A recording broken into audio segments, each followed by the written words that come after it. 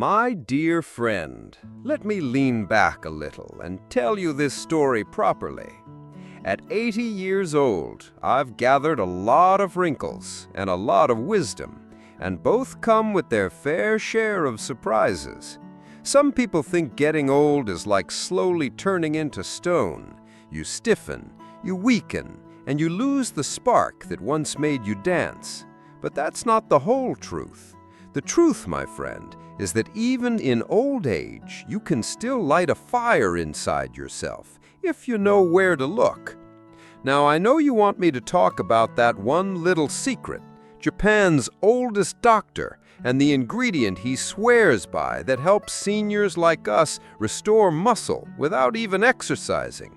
But to appreciate why it matters, you need to walk with me through the years where I first realized how important strength really is. Don't worry, I won't make you run. I'll take it slow, because my knees and yours might protest if we hurry. You see, in my 60s, I thought I was invincible. 60 sounded like the new 40. My friends used to joke that I walked around like a young man trapped in an old man's body. I'd carry grocery bags under both arms like a circus act, showing off to the younger folks who thought I should be slowing down. But then one morning, I went to bend down to tie my shoelace, and it felt like my legs had been swapped with two brittle sticks. My hands trembled a little, and I couldn't get back up as quickly as I used to. That was the day I realized, Paul, you're not 20 anymore. You're not even 40. You're in the season where every ounce of strength matters. And here's the thing, friend, losing muscle sneaks up on you. You don't notice it all at once. One day you're carrying a grandchild in your arms, and the next day you're handing them over because your back whispers, "Don't you dare." The doctors call it sarcopenia, but to me it just felt like betrayal. Betrayal by a body that once chased buses, climbed ladders, and danced with my wife in the kitchen long after midnight. I got scared. Not of death. No, I've made my peace with that, but of losing independence. I didn't want to become the man who couldn't carry his own groceries, or who needed help just to stand from a chair. You know what pride does. It keeps you awake at night. So I started searching for answers, asking myself, is there a way to hold on to strength even when the years are taking it away? And that's when I stumbled upon this Japanese doctor. Imagine this, over 100 years old, still walking, still smiling, still working. If I had that kind of stamina, I'd be out there running circles around the neighborhood just to show off. But he wasn't showing off. He was showing us a path to stay strong without breaking our backs in the gym. And it all came down to one simple ingredient. Now, before I tell you what it is, let me describe why it's so powerful. Our muscles, when we age, don't just vanish out of stubbornness. They weaken because the little engines inside our bodies, our cells, don't get the right fuel anymore. Protein becomes harder to process, hormones decline, and inflammation sneaks in like an unwanted guest who eats all your snacks. Exercise can help, yes, but not everyone at 80 can drop and do push-ups. I tried once, nearly kissed the floor with my forehead, and my daughter yelled, "Dad, are you crazy?" Maybe I am, but I realized then that I'd better find another way. The Japanese doctor swore by soybeans. That's right, soybeans, in all their forms. Tofu, miso, natto, soy milk. Humble, simple, and underestimated. When I first heard it, I laughed. Beans? You mean the same beans that gave me gas back in my 20s? That's supposed to keep me strong?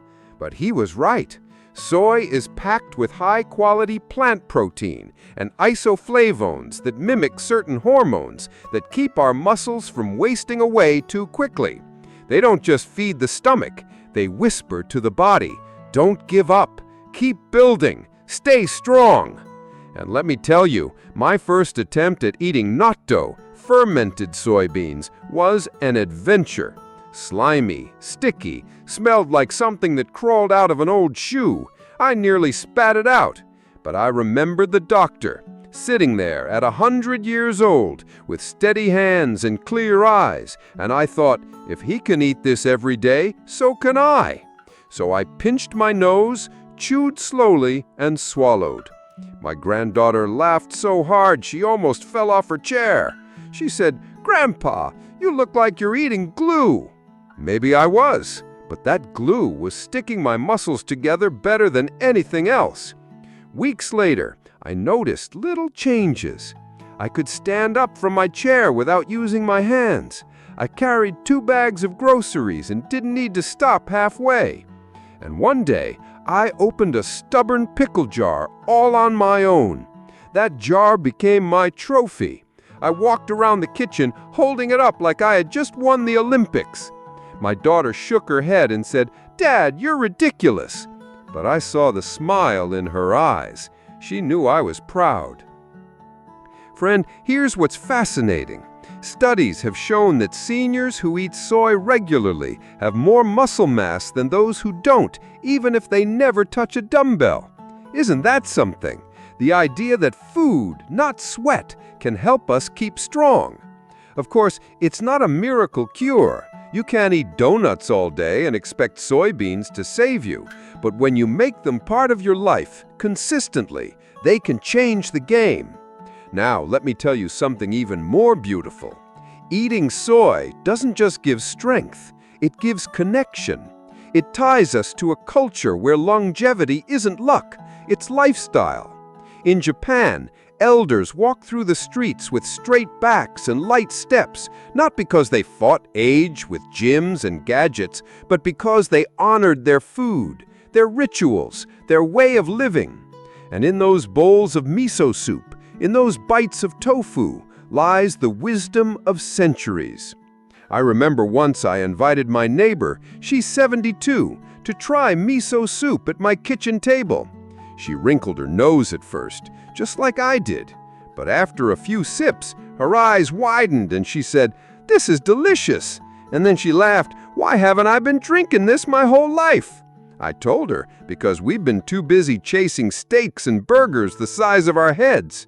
We both laughed until our sides hurt. But then we got quiet, realizing how much we had missed and how much we still could gain.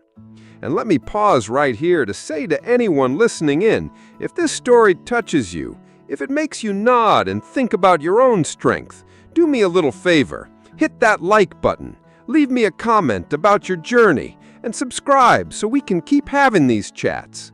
An old man's stories mean nothing if no one hears them, and I want to keep sharing them with you week after week. It's the only kind of legacy I can leave behind, besides my wrinkled smile. All right, where was I? Yes, the power of soy.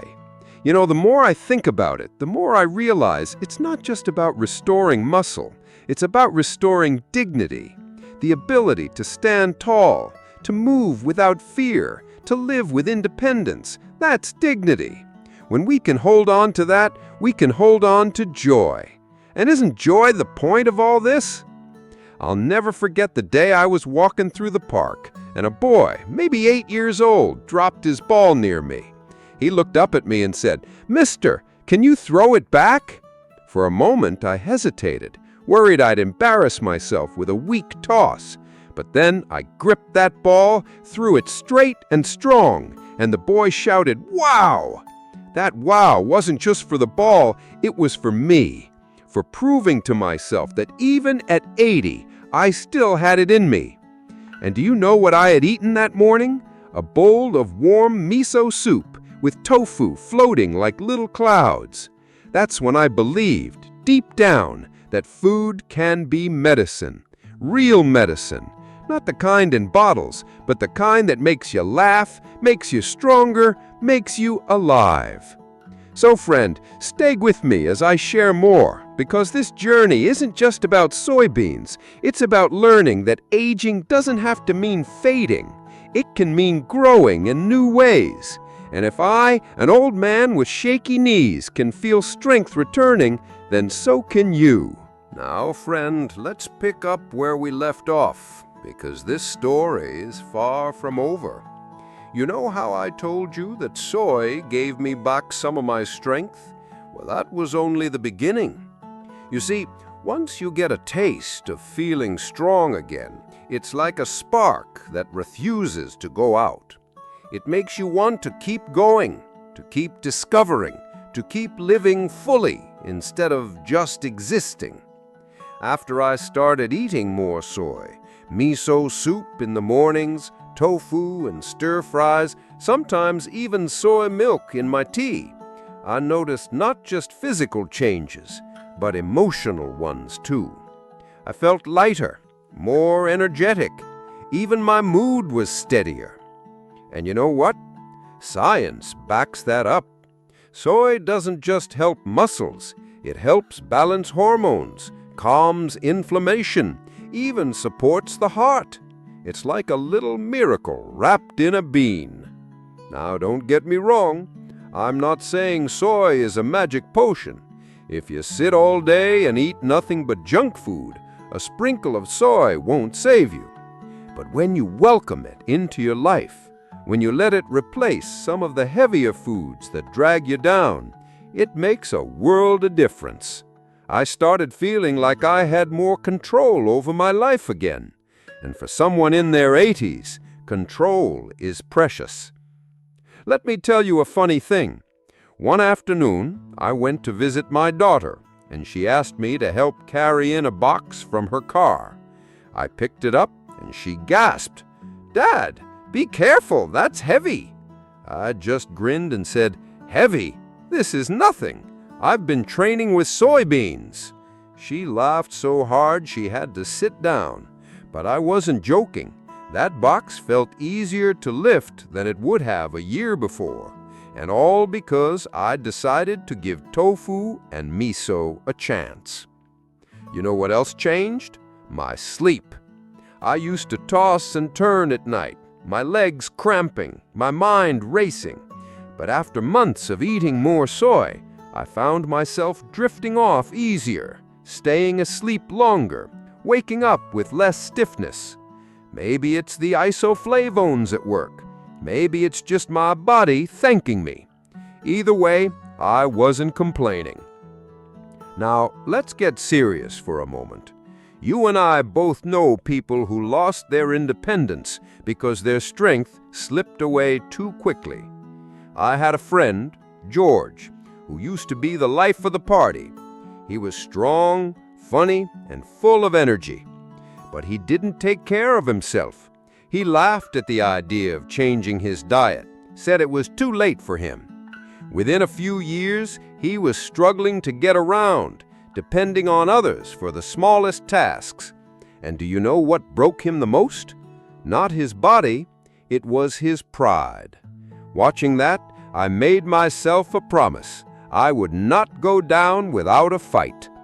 And soy, my friend, became one of my weapons in that fight.